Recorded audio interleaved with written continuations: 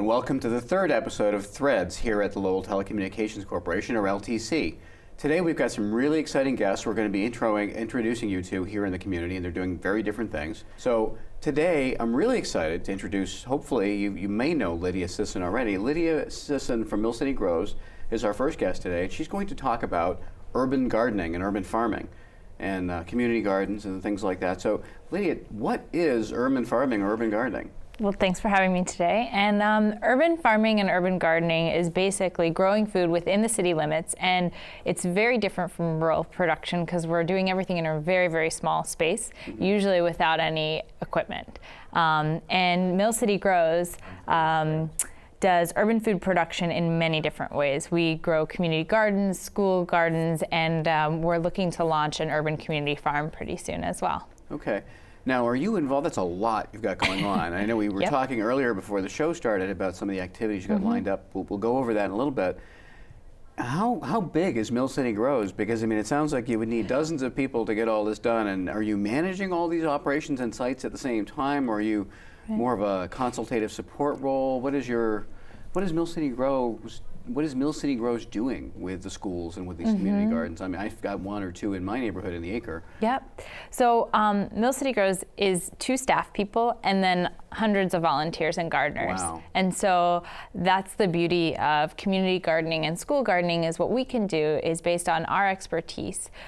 We can help groups facilitate gardens in their area. So with the community gardens, we do start to finish visioning sessions with the community, installation with volunteers, and then we train coordinators to help us coordinate gardens. And we have a really hands-on approach in the beginning. So for the first 4 to 5 years, we will always be there as a support to any volunteer garden coordinators. So, but we're really trying to develop leadership skills within the community. Okay, so you're sort of like the training wheels on the bicycle at the beginning. You can't fall over. We're here to support you. Exactly. That's super, because it's got to be a daunting effort, you know, to try to start a community garden or to maintain one.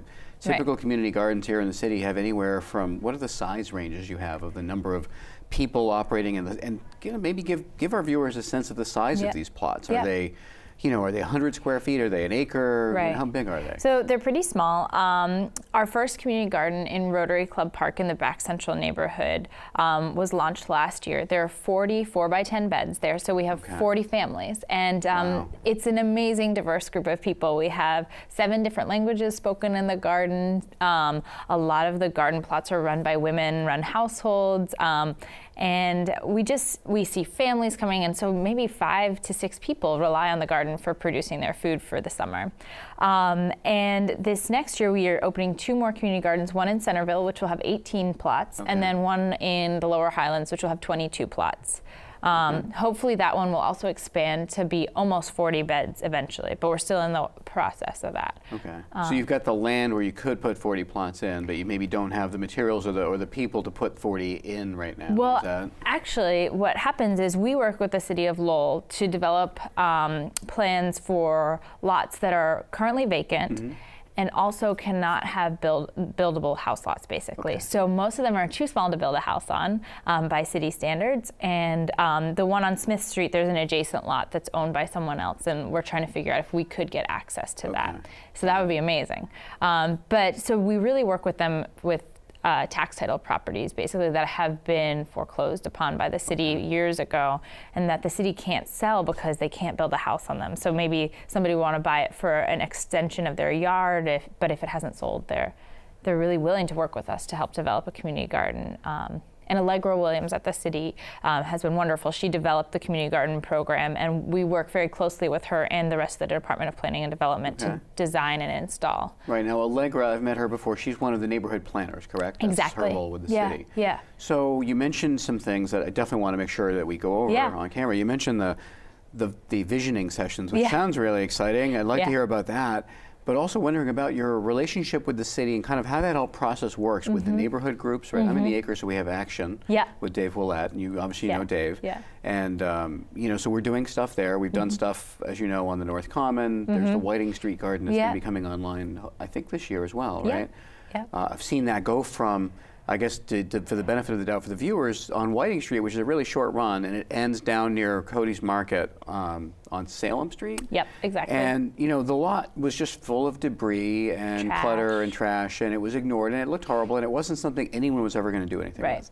Right. And so by kind of partnering with Action and with the city, you've turned it into something amazing already, because it's prepped. I can see the materials there. I see the pergola-like thing there. There's things that are happening. So Whiting Street is actually a project that the Coalition for a Better Acre and Action wanted to work on and transform this vacant lot that was full of trash and people were illegally dumping and parking there, and turn it into something that was an asset for the community. So we started working with them over a year ago now, and the first thing we did was the Coalition for a Better Acre applied for a neighborhood innovation grant with Allegra Williams in the city of Lowell, and they got a great grant to start the process. And so this is going to be the first hybrid park community garden in the city of Lowell, which is awesome. There'll be 14 beds around the perimeter, but there's also the pergola and benches that are going to be right in the center. So yeah, that's going to be an amazing spot. So you asked about the visioning sessions as well. Part of the importance of a community garden is that it is the communities. And so what we do is we work with different neighborhoods, and we started with the Back Central neighborhood.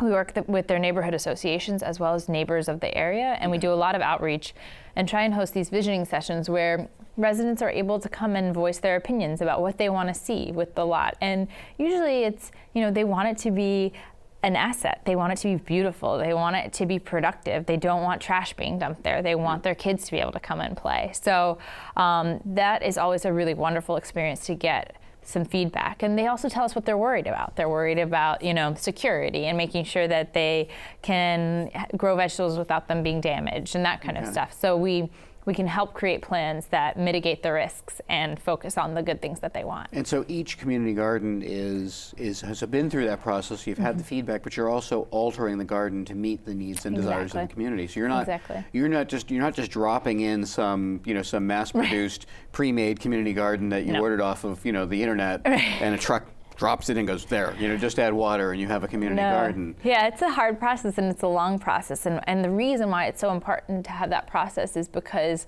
when you come and you tell me what you want, and I say, okay, well, let's do that together, you're that much more likely to then take care of it and be the eyes. And so last year, the best part about our first garden was that our gardeners and neighbors were calling us all the time saying, oh, the lock's missing. Can you help us? I must have replaced 5 locks last year. So now we have a new lock system this year. But, they help us really problem solve. And also they're just the eyes and the ears of the garden. And when kids are jumping the fence and getting into the garden, they're calling us. And we're going to talk to the kids' parents and figuring out a way for them to, help participate instead of trying to jump the fence. So the people that are either in the garden, with a plot of their own, or perhaps just abutting it, that have come to your sessions actually now have a sense of pride and ownership. Absolutely. And so if trash shows up, or if someone hangs out there and someone's riding their skateboard around in the middle of it, or whatever, something they may be doing in an inappropriate place, they're actually stepping up and saying, hey, this is my garden, this is my community garden, please don't do this. I mean, that's what we always say. Food is definitely the tool that brings us to this, but the outcomes are so much more than just food. People are growing, up to 100 pounds of food in their 4x10 plots a year, which is amazing. And that does, save a family budget $250+ a year. But really what it's also doing is creating community connections where there weren't connections before. It's helping kids get involved and not necessarily like jumping the fence, but they then come in every time a gardener is there and say, hey, can I help you? And then there's also just exactly what you're saying, like people are taking pride and ownership of a space, which is, it does a couple things. One, it reduces the likelihood of it being damaged, and in the sense like the broken window theory, where like if something is degraded, you're going to keep throwing your trash there. This is like people are prideful and they're working to make it as beautiful as they possibly can. Right, and certainly here in the city, one of the tactics I think we've seen successful is sort of graffiti removal. If you keep erasing or painting over graffiti as opposed to allowing it to accumulate, after a while the people that are spray painting it on will usually move on and find another place because they recognize that you're going to keep erasing their work, and and you obviously care about it, and so they don't necessarily want to run afoul of you. In many cases, they simply want to practice their art, whatever it might be. But in this case, you're saying, all right, this is a community garden. Right. So I mean, obviously a lot of people may have grown up maybe not in the city of Lowell. Right. I mean, neither you or I are from the city of Lowell originally. We've both been here for quite a few years now. And we consider ourselves Lowellians, but what is different about Mill City Grows and the community gardenings than people might think of as a normal routine, right? They live in the city, they send their kids to the schools, maybe they go to meetings, they go to the city council, they do all the normal stuff. They know about the Park Service, they enjoy the folk festival. There's lots of things to do in Lowell, and this is something new. How does it fit into the communities and the people's lives? Yeah, so I think one of the big things that we see is that people that have lived here for decades, and especially people whose families have immigrated here, they have these agricultural backgrounds, and they are amazing growers. Our first garden being in Back Central, if you walk around Back Central, every yard has, grapes and Portuguese crops because it's a very densely Portuguese neighborhood. And so people are bringing their skills and growing these amazing gardens that, as a farmer, I'm learning new crops constantly. So in the first garden, we had gardeners from Portugal and the Azores, Cambodia, Burma, Bhutan, Kenya, and India. And so everyone's bringing their culture to the garden, which I think is really the most amazing part about it. And they're sharing recipes, they're sharing growing techniques, they're sharing plants, and teaching each other about their cultures. And I think that is very much Lowell. That's what embodies Lowell, and why I love this place is that it's a very diverse city, and there's all this room for sharing culture.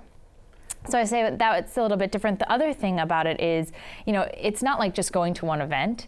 People really start to own these garden plots. So they're going like every day, and they're bringing their friends and their friends' kids that are playing. And so I think it does become this community center. So an alternate place to go other than, maybe going to the park, you're going to the community garden and then the park as well. So yeah, it's an added stop in the trip. It's funny, you mentioned people exchanging recipes and maybe talking about the different plants they're growing. Oh, that's interesting. I've never seen that. What is that? Yeah. And off camera earlier, I was chatting with John Noto, who we'll be talking with later, and we talked about eggplants. And we said, if you think about it, where in the world you're from and you say eggplant, think about what that means. Think about the difference from like a little Thai eggplant, some of these monstrous, American eggplants, and then all the varieties in between, with your Japanese and Italian and other cultural. That's just one vegetable. I know. Or I think an eggplant is technically a berry, but and to think about that. So, and I've heard someone say on the immigration issue, right? Lowell, if you're watching the show, Lowell is an immigrant city, right? And we've always been a welcoming gateway city for people to come in. And I've heard people say on immigration policy, well, we only want people to immigrate to this country who have good recipes, right? Like that's just a great way to put it. Like if you've got something to add to bring to the party, is it, well, hey, I've got this cool dish. Wow, that's really tasty. How do I make it myself? I've never, I'm from this country. My heritage is from India. I can now meet someone from, say, Portugal or the Azores and learn something about their dish. Absolutely. Well, I can try that at home. And literally, the ingredients are right here. I can pull them out of the ground in the community garden or pluck them off the plant. Just yesterday, and you're talking about eggplant, I planted maybe 7 different varieties of eggplant in the greenhouse, getting ready to distribute to our community gardeners, because I wanted to make sure that there were eggplant for the Cambodian families that want to grow those little teeny green round eggplant, and then the longer Asian eggplants that people like to stir fry with, and then the American traditional eggplant and some Italian eggplant. So yeah, definitely just always trying to make sure that we have the crops that different cultural groups can grow. And especially with the newer refugee groups and immigrant groups, I think this really helps preserve their culture, because sometimes as new refugees, I'll take like the Burmese, for example, there are a lot of crops that aren't for sale in the stores here. Okay. So, there's sour leaf is one of them. And it's a crop I've never seen before. And so they're growing this crop, and it's really, really a staple in their diet. So they're growing it in the garden.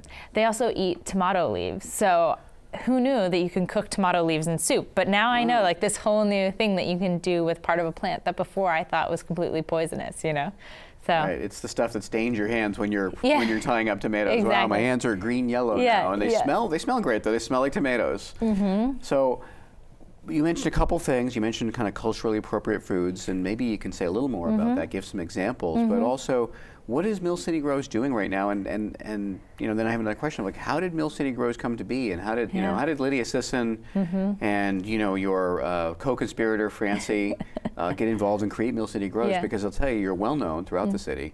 and obviously the city, the city council, the city manager, Bernie Lynch, have been very supportive of what you're doing. Yep. How did this all come to be, that? So I'll Mill start City there, I grows? guess. But so Francie and I met in Lowell probably in 2007. She wasn't living here. She interviewed for a job that I was actually exiting, and because I had finished my 1-year term there as like an AmeriCorps position. It was at UTech actually, and I was helping to run the farm and culinary program, and it was an awesome job. And I was like, you should definitely take this. But she was living in Somerville, and so she ended up having to take a job in Somerville, and we ran into each other. And ever since we met, we were just talking about how much we love Lowell and about what could we do to do urban growing here, because there wasn't a lot there, and she started working at a school garden organization in Cambridge called City Sprouts. So she was the director of education there, creating curriculum and helping with school gardens. And I was commercially farming in North Reading and on the North Shore. And finally she and her husband moved here, and it was like a kitchen table conversation for like 4 years, basically. And finally we got this opportunity. The city called us because I had gone and talked to them about my interest in it. And Henry Marchand called me and said, there's a neighborhood association, the Back Central Neighborhood Association, that wants a community garden. Can you come talk to us about the spot? And I said, of course, I'd love to. And I went and I looked at the spot with them, and it was in the Rotary Club Park, and I was like, this is an amazing location for a community garden. I'd love to help you. And Francie and I just said, you know what? We'd love to do more than just help you. We want to start a program. Wow. And so it just launched. And I mean, it was an amazing moment of so many things coming together. So we launched a year and a few months ago, basically. We both had other jobs until like May, so we were juggling everything. And then we decided, we're going to give it a good year. And whether or not we can pay ourselves or not doesn't matter. We want to really start this. And so we started working with the city to identify other lots. We did a ton of outreach in the community and visioning sessions and all that. And the enthusiasm and excitement around this idea has been absolutely mind-blowing. Well, speaking about enthusiasm and energy around this, we've been talking for a little while now. We only have a few minutes left.